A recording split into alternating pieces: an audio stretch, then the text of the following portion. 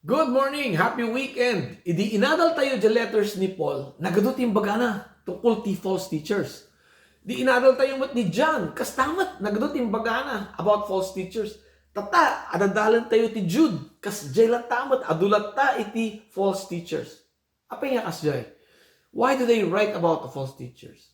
Because uri tiyempo da, ingana tiyempo tayo, adu ti false teachers, godless men all around us. Okay? Kung ni Jude, verse 11 to 13, kaslada ka ni Cain, they murdered in jealousy. Kaslada kini Balaam, who prophesied because of greed. Kaslada kini Korah, who rebelled against God because of their lust for power. Tapos yung tuloy na pa kung na they are blemishes, godless men, selfish da. They are clouds without rain, ipokrito da. And trees without fruit, kahit nasawan awan serbida, they are useless. Ngam, Rugiti verse 11, Jude describes them in 3 words. Talong words. Woe to them. The future, dagitoy godless men, the future, dagitoy false teachers and evil men. Iso ti adalan tayo as part 1. And part 2, no inyamat ti aramidan tayo bilang anak ti Diyos. Let's pray. Heavenly Father, we thank you for this time. May your word enlighten us, encourage us, and empower us to do your will. And we ask in Jesus' mighty name. Amen. Basa at text tayo from verse 14 to 16. Ito yung mangyari kan dito godless men. Enoch, the 7th from Adam, prophesied about these men. See, the Lord is coming with thousands upon thousands of his holy ones to judge everyone, to convict all the ungodly of all the ungodly acts they have done in the ungodly way, and of all the harsh words ungodly sinners have spoken against God. These men are grumblers and fault finders. They follow their own evil desires. They boast about themselves and flatter others for their own advantage. The future, dagito yung dakas na tao, kat masaklap is bad. Okay? Even as early as 7 generations from Adam, in prophesied ni Enoch, they have a bad future. Ngayon, konektado na yung bad future with the return of our Lord Jesus Christ. So, see, the Lord is coming with thousands upon thousands of his holy ones. Amin nga inaramid na nga dakas, awan ti maidulin, mairwar amin, and they will be accounted for, each and every one, each and every basol, ma-accounting, may kanti ti judgment, may convict da. May sa ti papananda amin dagiti nga dakas nga tao, agruwikin ni Satanas, ingana di kabasitan nga dakas nga tao, may sa iti punishment da. They will suffer the same fate. Revelation 20:10 kunana, and the devil who deceived them was thrown into the lake of burning sulfur, where the beast and the false prophet had been thrown. They will be tormented day and night forever and ever. Kasi verse 15, para kang tagay papapasit, no? Kunana, if anyone's name was not found written in the book of life, he was thrown into the lake of fire. Dayta ti masaklap nga future ti amin nga dakas nga tao. Katinyamot nga ron ti future tayo nga anak ti Diyos. Revelation 21:3 kunana ni John, and I heard a loud voice from the throne saying, now the dwelling of God is with men, and God will live with them. They will be his people, and God himself will be with them to be their God.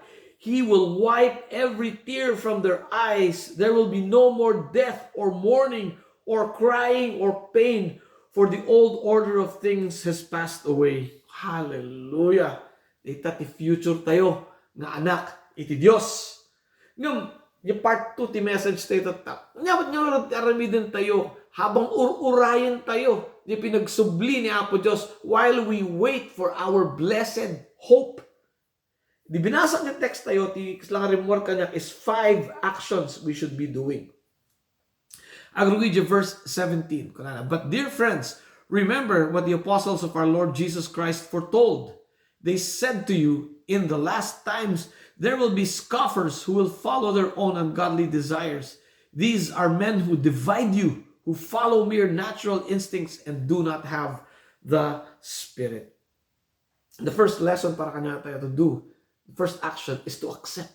Akseptaran tayo. Nga ado ti dagas ng tao all around us. Okay? Kuno ni Paul kini Timothy to anticipate people's increasing self-centeredness and self-indulgence. Kuno ni 2 Timothy 3:15.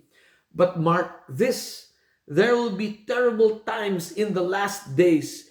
People will be lovers of themselves, lovers of money, boastful, proud, abusive, disobedient to their parents, ungrateful, unholy, without love, unforgiving, slanderous, without self-control, brutal, not lovers of the good, treacherous, rash, conceited, lovers of pleasure rather than lovers of God, having a form of godliness, but denying its power, have nothing to do with them.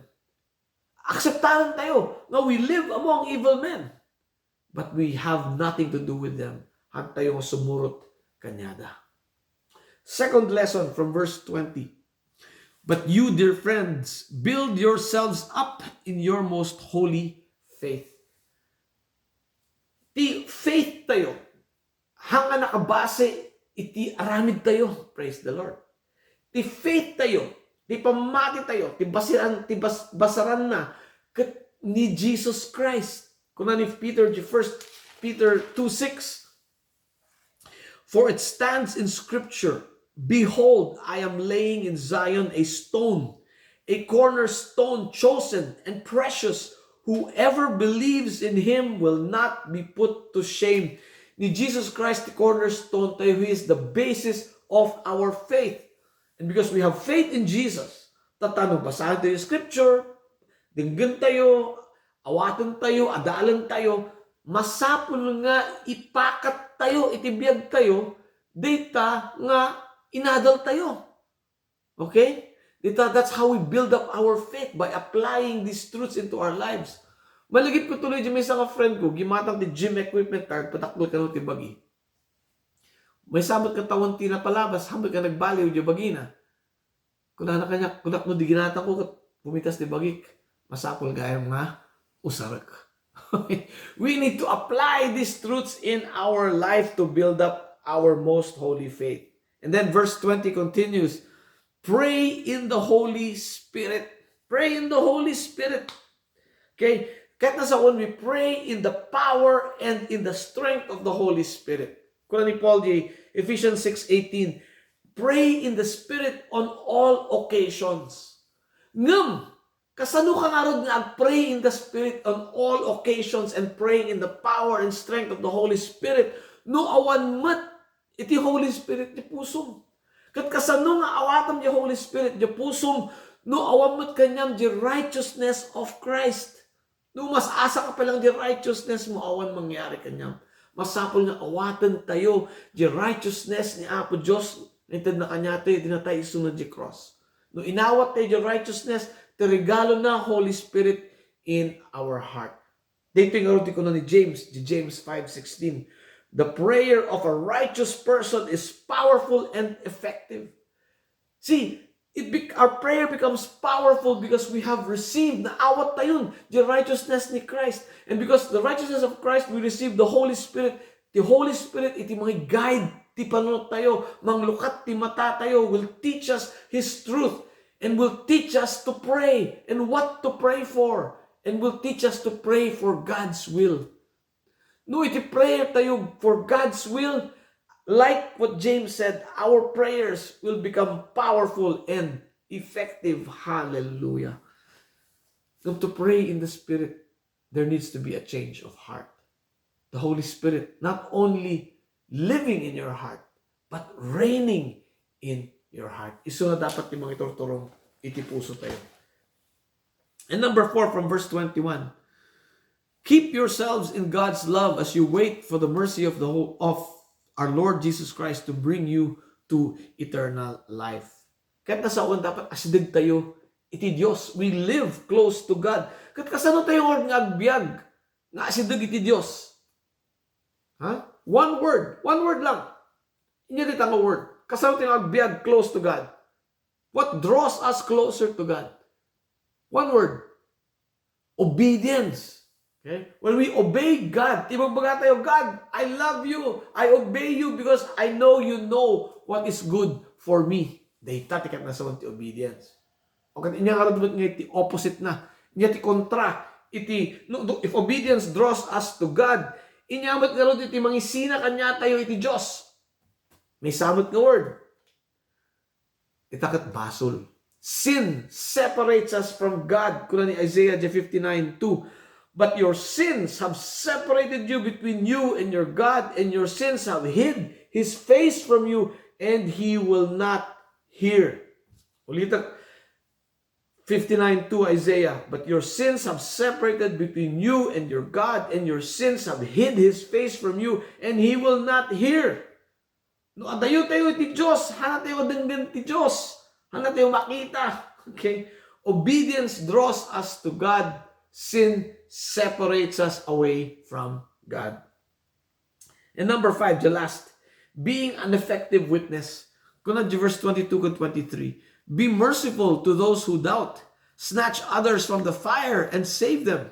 To others show mercy mixed with fear, hating even the clothing stained by corrupted flesh.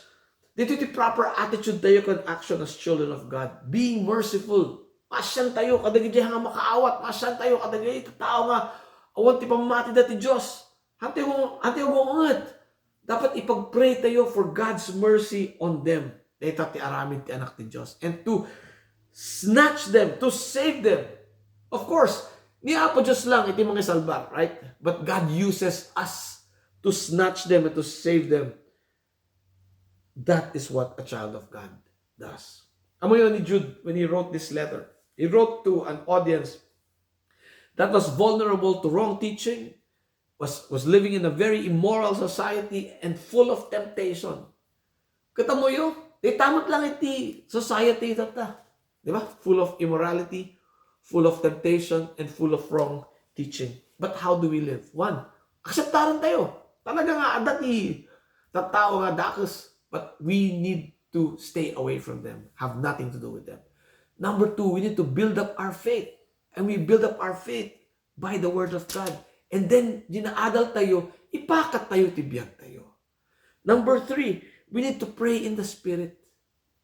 Dapat ni goal tayo, amun niya ti, dingdinggan tayo di bagat Spirit so we know what to pray for. Number 4, dapat we need to stay away from sin because sin separates us from God. We need to be obedient to draw closer to God. And number 5, we need to be effective witnesses for Christ. Amo yung timisa nga effective witness, kang kanan niya bagbaga, nga niya po Diyos lang, iti pag-asa. Di ba? Kaya kayo mag-agree ka niya, maybe, awan pa yung Espiritu di puso yun. Naawan pa yung Espiritu di puso yun. Hanyo pa yung naawat, the righteousness of Christ. Denggan nyo kanitin baga ni Apo Jesus, di Mark 1:15.